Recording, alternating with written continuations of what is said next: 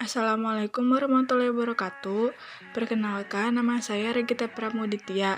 Saya dari kelas 11 MIPA 7. Di sini saya akan membahas mengenai pemanasan global untuk memenuhi tugas praktek fisika. Nah, pertama-tama pengertian pemanasan global. Pemanasan global atau global warming adalah suatu bentuk ketidakseimbangan ekosistem di bumi akibat terjadinya proses peningkatan suhu rata-rata atmosfer laut dan daratan di bumi. Sekedar info, suhu rata-rata global pada permukaan bumi telah melonjak 0,74 kurang lebih 0,18 derajat Celcius dalam 100 tahun terakhir. Jadi, fix bumi kita sudah makin memanas. Nah, sekarang kita ke penyebab terjadinya pemanasan global. 1. Yaitu efek rumah kaca.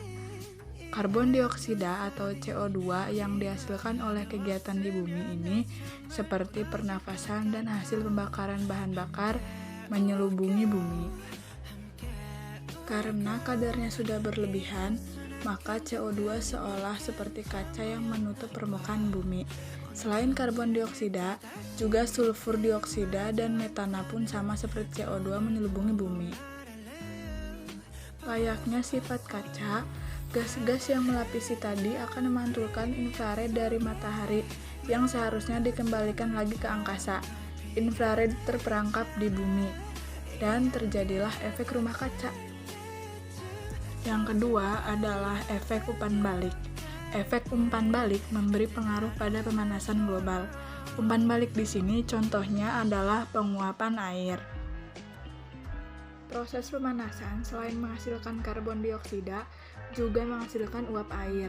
Contohnya reaksi pembakaran hidrokarbon, CXHY ditambah O2, CO2 ditambah H2O. Nah, itu ada H2O alias air dihasilkan. Yang ketiga adalah variasi matahari.